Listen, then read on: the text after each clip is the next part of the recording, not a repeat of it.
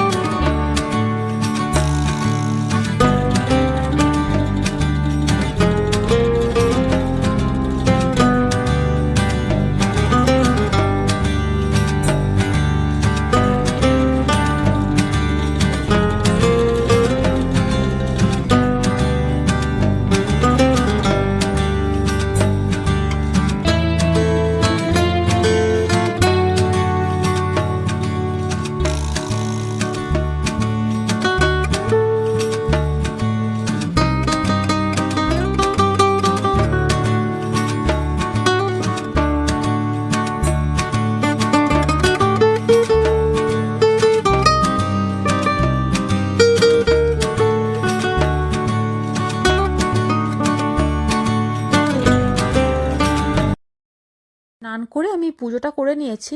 আর আজকে না কাপড় জামাগুলো বারান্দাতেই মেলবো, কারণ কি বারান্দার তো কালার হয়ে গেছে। আর এই জানলা দরজাগুলো বললো কিছুক্ষণ পরে করবে। আর ছাদের না এখন হচ্ছে, কালকে তো ছাদের আর্ধেকটা হয়েছিল, তো আমার জামা কাপড়গুলো মেলা ছিল যেমন প্রতিদিন থাকে। আর ওরাও কিছু বললো না, আমার জিন্সটা মেলা ছিল, তো জিন্সটাতে দেখছি প্রচুর ওই রং লেগে গেছে। তো ওটাকে ভিজিয়ে রেখেছিলাম সার্ফ জলে, তারপরে কাচার পরে দেখলাম কালারটা গেল। তাই আজ না আমি আর রিস্ক নিলাম না, আমি বারান্দাতেই মেলছি জামা কাপড়গুলো, যা শুকাবে শুকাবে, তারপরে পরের যদি না শুকায় তাহলে কালকে আবার দিয়ে দেবো ছাদে। আর গাছের টবগুলোকে কিছুক্ষণ পরে আমি ভাবিকে বলেছি, তো ভাবি আর আমি মিলে গাছের টবগুলোকে এদিকে করে নেব। তো ব্যাস, আর এবার করে তাড়াতাড়ি আমি রান্নাটা সেরে নেব, কারণ এখন অলরেডি 9টা বেজে গেছে। আর ছেলেকে আমি আজকে স্কুল এখনও ঘুম থেকে ওঠাইনি। আমি রান্নার মানে ও উঠে গেলে ওর পেছনে আবার পড়ে যেতে হয়, তো তো সেই জন্য আমি আজকে ওকে ঘুমাতে দিয়েছি, যে তুই যতক্ষণ ঘুমাচ্ছিস ঘুমা, ততক্ষণ আমি কাজগুলো সেরে নিই। তাই ঝটপট করে রান্নাটা করে নেব তারপরে, কারণ 11টায় আবার টিফিনটা নিতে আসবে। তো তাড়াতাড়ি রান্নাটা করে নিই, দেন তারপরে ছেলেকে নিয়ে যাব স্কুলে।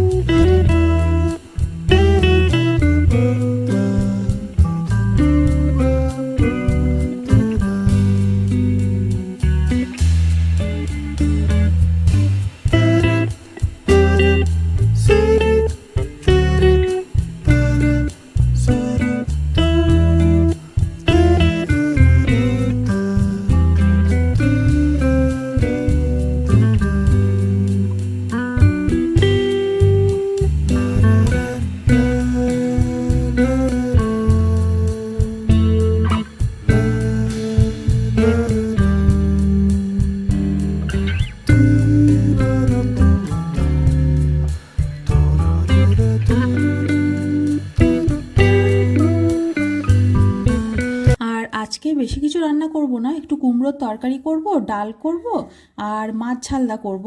বাটা মাছ পেয়েছে অনেক দিন পরে, আর এখানে মাছের একটু সমস্যা তো আছেই। তো বাটা মাছ খেতে খুব ইচ্ছা করছিল, আর অনেক দিন পরে পেয়েছিল, তাই বাটা মাছের একটু ঝালদা করব। আর ডাল, ব্যাস এটাতেই হয়ে যাবে। মাছ ঝালদা আর ডালটা রেখে দেবো, ওই বেলাতেও হয়ে যাবে। আর ওই বেলাতে একটু ভাত আর আলু সেদ্ধ করে নিলেই হয়ে যাবে।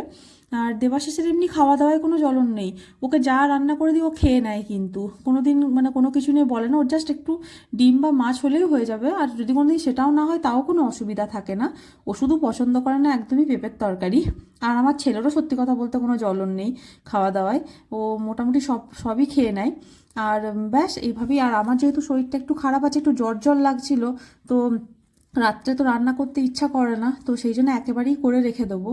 আর দেবাশিসের যেহেতু জেনারেল শিফটের ডিউটি, তাই ও সকাল দিকটায় কোনো দিনই টাইম দিতে পারে না, তাই সকাল দিকটা মোটামুটি আমাকে একাই সামলাতে হয়। তাই ছেলেকে নিয়ে ওই জন্য আমি একাই স্কুলে যাব।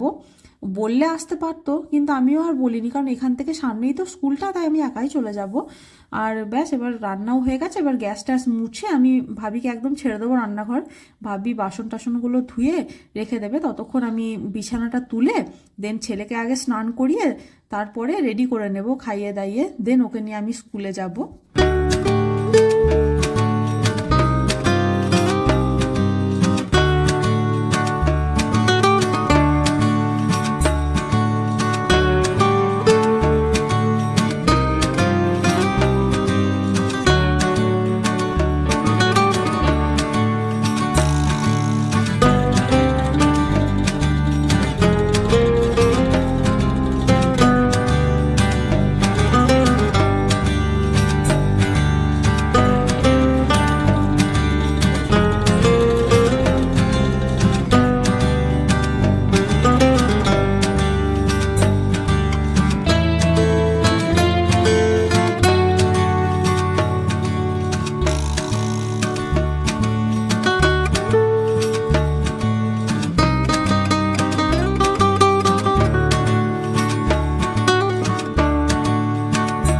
ছেলে আর আমি একদম রেডি হয়ে গেছি, এবার আমরা যাব একটু ছেলের স্কুলে।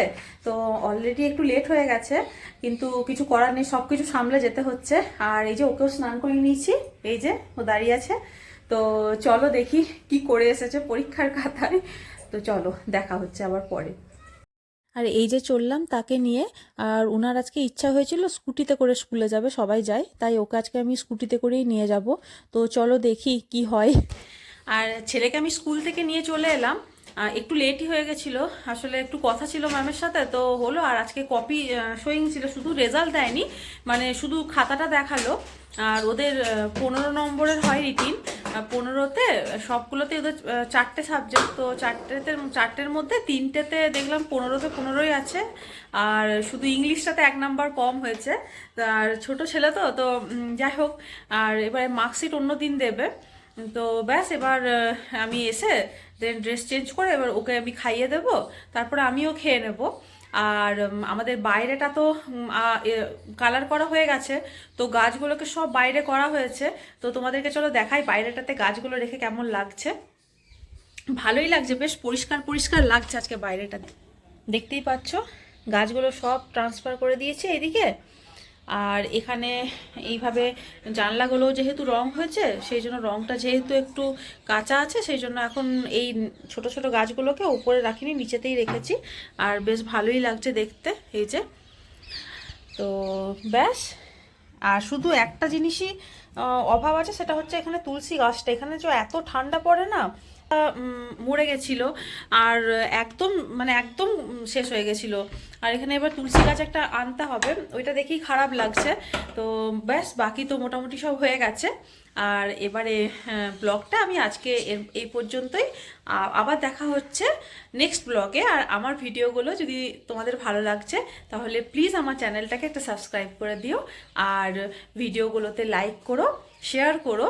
আবার দেখা হচ্ছে নেক্সট ভিডিওতে, ততক্ষণের জন্য বাই বাই।